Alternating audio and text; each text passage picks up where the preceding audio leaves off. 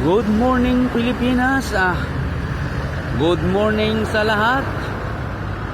Mayroon tayong problema ngayong umaga. Papunta tayo ng Cubao. Sobra pong traffic. Hindi ko mamataang kung saan po nanggagaling ang puno at dulo ng traffic na ito ngayong umaga. Umagang umaga pa lang sa lahat ng pasaherong papuntang Cubao.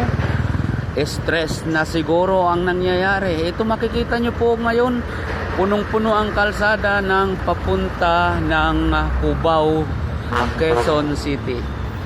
Ayan guys, yung mga papasok po ng papunta gawin ng Cubao. Ayan, medyo masaklap po ang nangyayari sa ngayong umaga. Kaya magdala ng tubig yung mga mauuhawin para hindi kayo abutan ng uhaw. Yung mga papunta naman po ng Antipolo, okay po ang daloy ng trapiko. Ayan. Yang kunting kaalaman po dito ngayon. Dahil para sa inyong kaalaman, wala na tayong kaalaman sa ngayon. Ayan, trapiko mga kapatid. Traffic ang papuntang Cubao. Ayan.